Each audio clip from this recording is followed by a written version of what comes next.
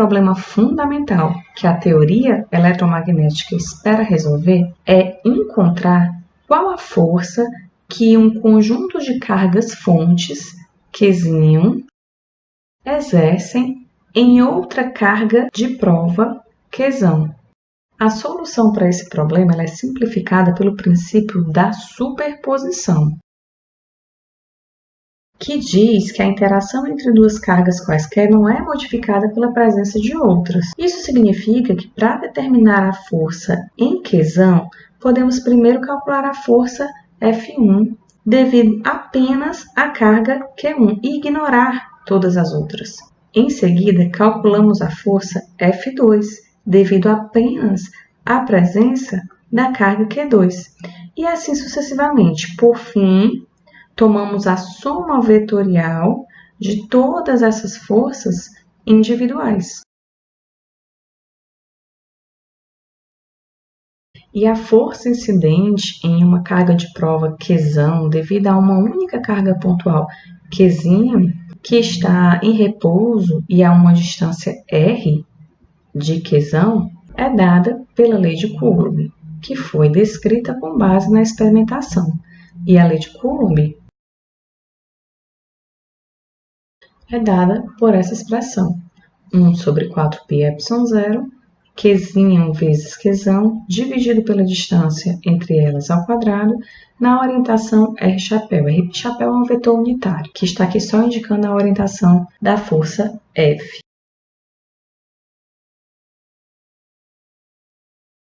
Se tivermos várias cargas pontuais, Q1, Q2, Q3, até a enésima carga, separadas as distâncias R1, R2, R3 até a R enésima carga, a força total sobre Q será o somatório.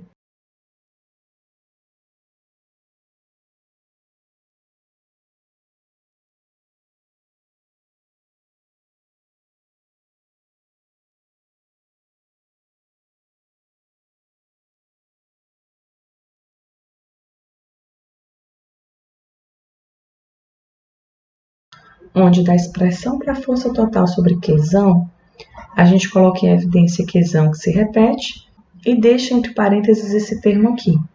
E esse termo aqui é chamado de campo elétrico das cargas fontes. É o campo elétrico de todas essas cargas fontes descritas como essas cargas pontuais. Então, com isso, a gente pode escrever a expressão da força elétrica, onde F igual a Q vezes E. Observe que o campo elétrico ele é função da posição R. Então, a gente pode escrever o vetor E como um vetor E de R. Ele é função da posição R porque os vetores de separação RI dependem da localização do ponto de observação. Mas note que ele não faz qualquer referência à carga de prova Q.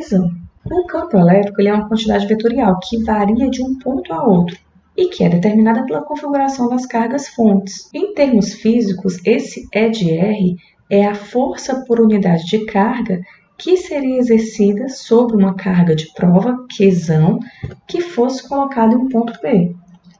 Esse campo elétrico, definido assim, pode ser escrito como um somatório.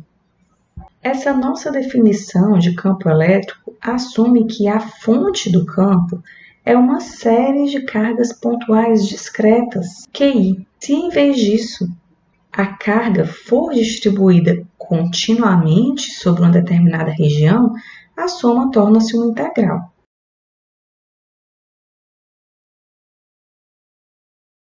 Bom, aí se a carga se espalhar ao longo de uma linha, com carga por unidade de comprimento lambda, então o dQ pode ser escrito como lambda dL, onde o dL é um elemento de comprimento ao longo da linha. Se a carga ela for espalhada sobre uma superfície com carga por unidade de área sigma, então dQ vai ser escrito como sigma dA, onde dA é o elemento de área da superfície. E se ainda a carga preencher todo um volume com carga por unidade de volume ρ, então dQ vai ser igual a ρdV, onde o dV é um elemento de volume. Com isso, a gente pode reescrever a expressão do campo elétrico, descrevendo o campo elétrico de uma distribuição linear de cargas, ou de uma distribuição superficial de cargas, ou ainda de uma distribuição volumétrica de cargas. A distribuição volumétrica de carga é, em um certo sentido, o caso mais geral e mais realista.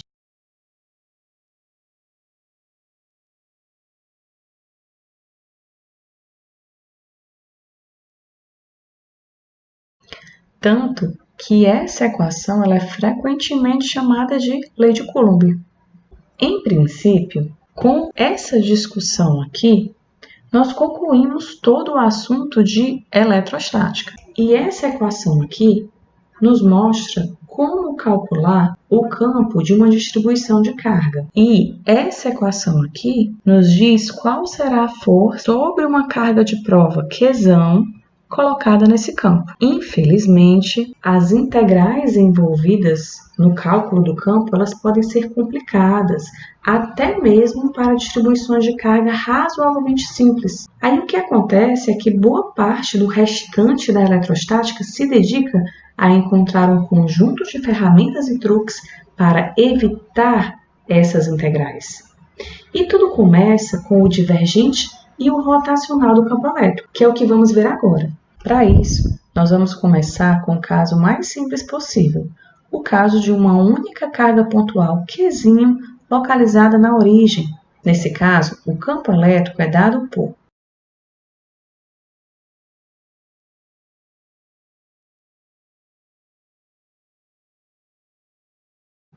Para ter uma ideia desse campo, nós podemos esboçar alguns vetores representativos. E para o caso de uma carga positiva, nós representamos por setas linhas de campo se afastando da carga.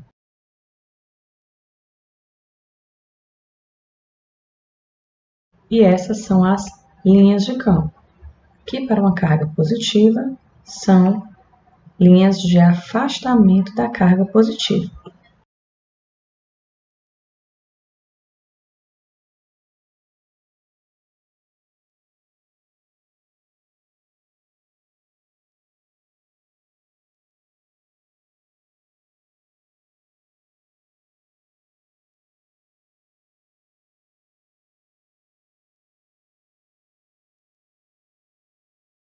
Nesse modelo, nós podemos definir o fluxo do campo elétrico através de uma superfície. E esse fluxo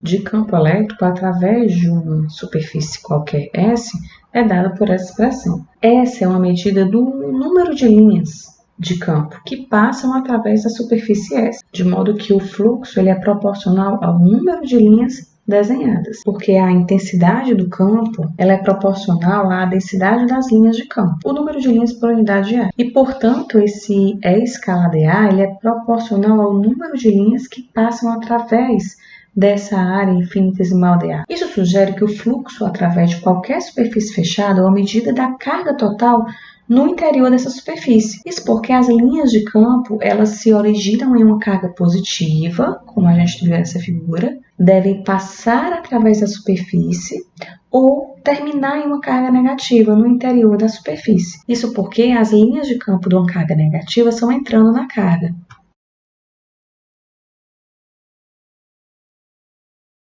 Aqui nós temos uma carga positiva com as linhas de campo de afastamento e aqui nós temos uma carga negativa com as linhas de campo de aproximação. E essa é a essência da lei de Gauss, de uma forma qualitativa. Antes de descrevermos a lei de Gauss de forma quantitativa, vamos analisar esse fluxo para o caso de uma carga pontual Q.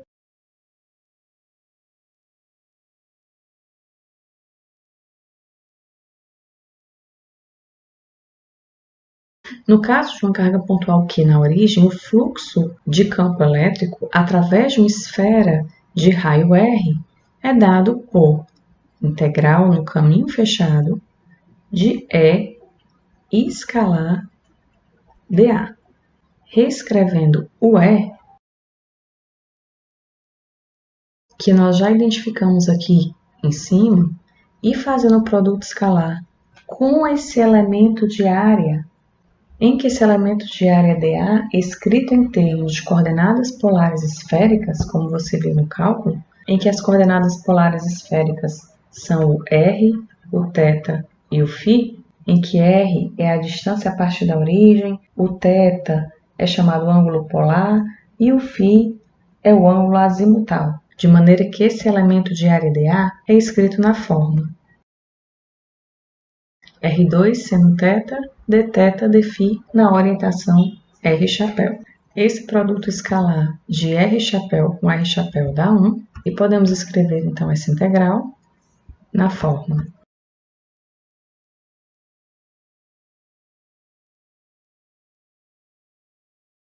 onde esse produto escalar de R escalar R dá 1,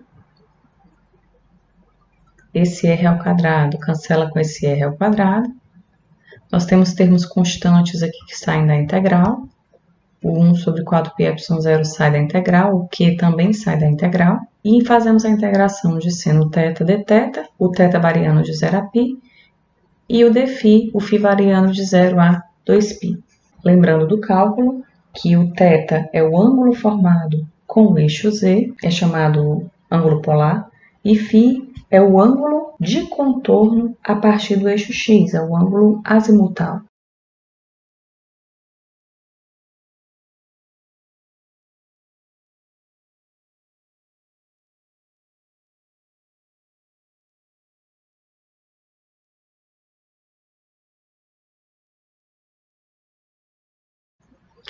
E para lembrar o que você viu no cálculo, eu vou traçar aqui esses ângulos θ e φ para relembrar que o φ, que é o ângulo azimutal, ele varia aqui de 0 a 2π, enquanto que o θ, que é o ângulo polar, ele varia aqui de 0 a π. Resolvendo essa integral,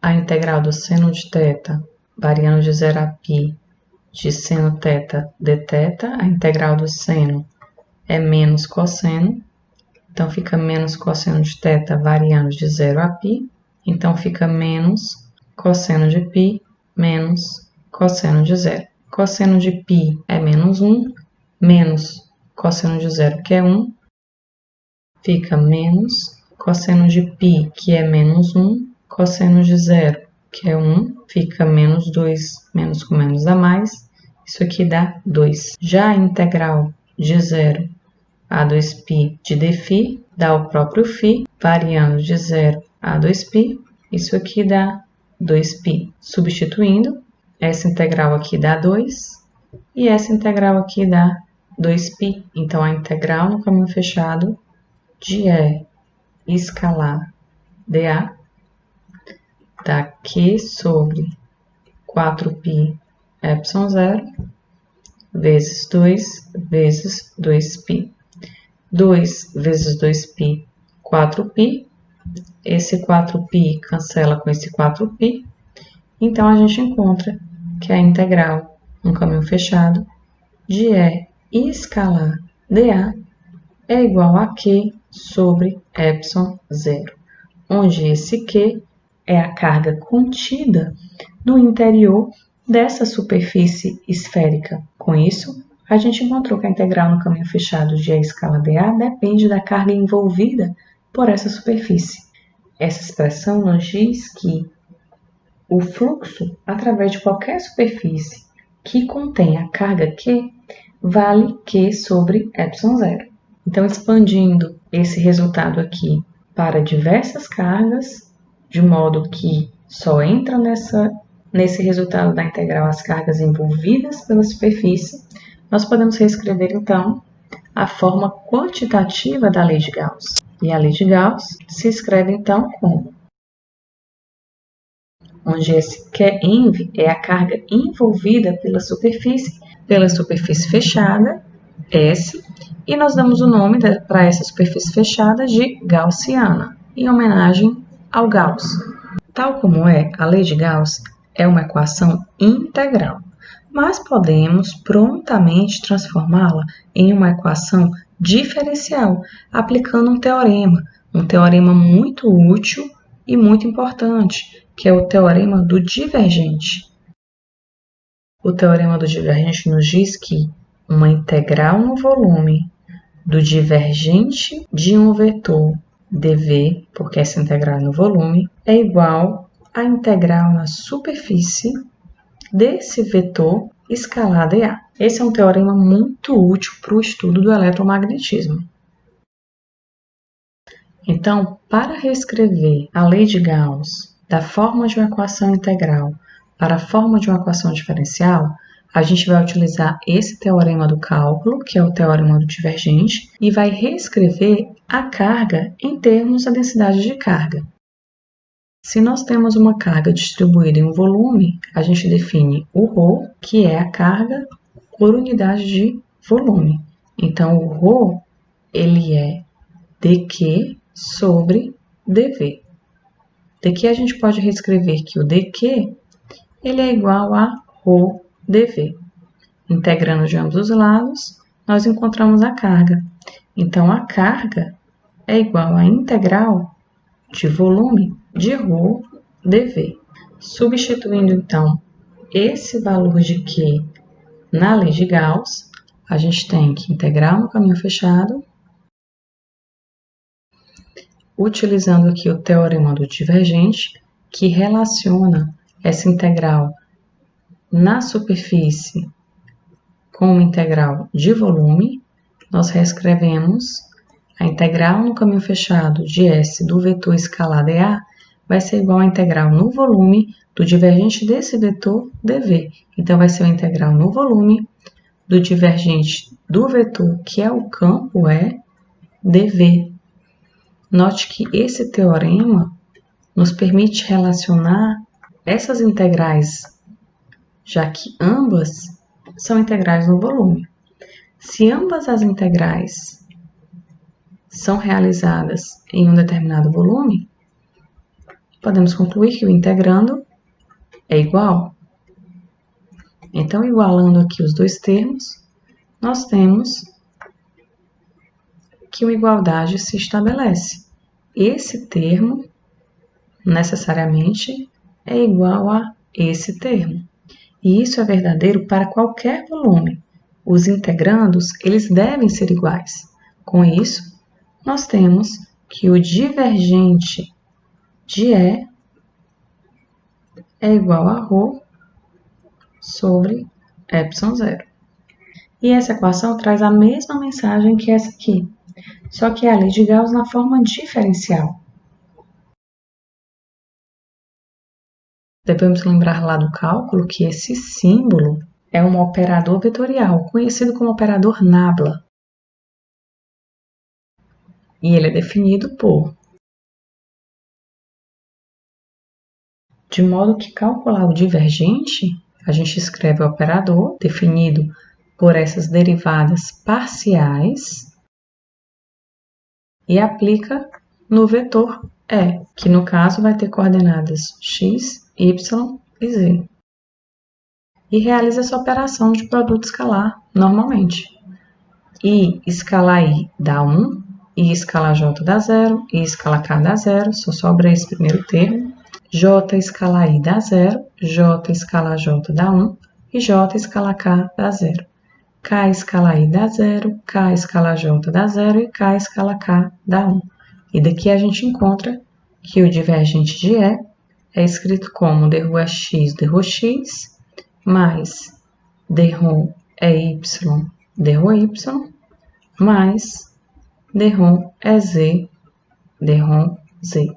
Onde realizar essas derivadas parciais, no caso dx, dx, é derivar com relação a x, mantendo as outras variáveis fixas, variáveis y e z.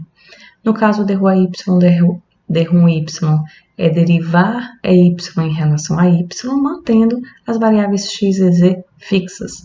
E no caso, derivar dρ z, dρ z é derivar z com relação a z, mantendo as variáveis x e y fixas.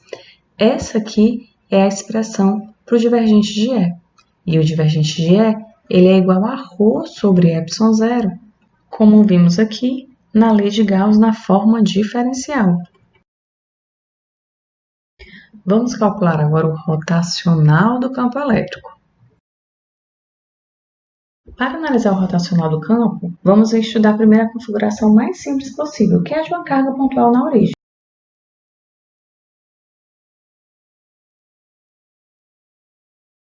E o que vamos fazer agora é calcular a integral de linha deste campo, a partir de um ponto A até um ponto B qualquer.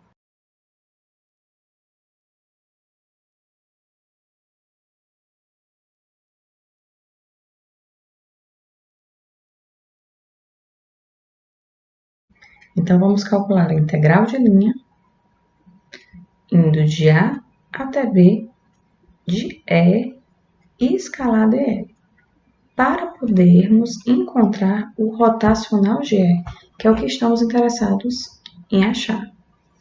Lembrando que o rotacional de E é dado por nabla vetor E. Esse é o rotacional do campo elétrico. Em coordenadas esféricas, podemos escrever esse dl como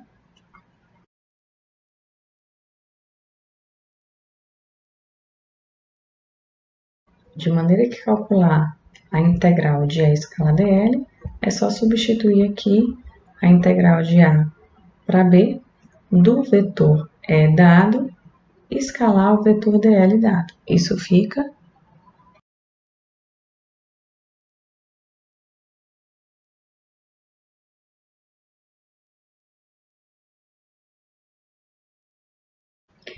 quando fizermos esse produto escalar aqui, R escalar R dá 1, Rzinho escalar θzinho dá 0 e Rzinho escalar φzinho dá 0. Esses são os vetores unitários nas coordenadas esféricas.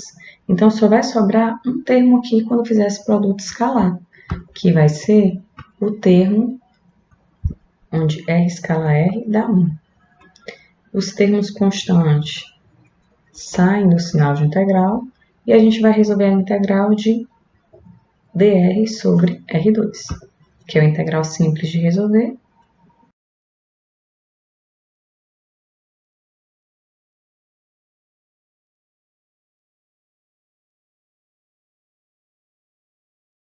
Multiplicando o sinal de menos 1 aqui dentro do termo, nós encontramos então a integral de linha do campo elétrico a partir de um ponto A até um ponto B, onde RA é a distância da origem até o ponto A e RB é a distância da origem até o ponto B. Se essa integral de linha for calculada em torno de um caminho fechado, nós temos que RA igual a RB para um caminho fechado. Se RA igual a RB, essa integral aqui dá igual a 0, porque 1 sobre RA menos 1 sobre RA dá 0. Então, a integral em um caminho fechado de E escalar dl é igual a 0. Para obtermos a expressão do rotacional, basta utilizarmos o teorema de Stokes, outro teorema muito útil no cálculo. O teorema de Stokes nos diz que a integral em uma determinada área, em uma determinada superfície, do rotacional de A e escalar dA é igual a uma integral no caminho fechado de A e escalar dl.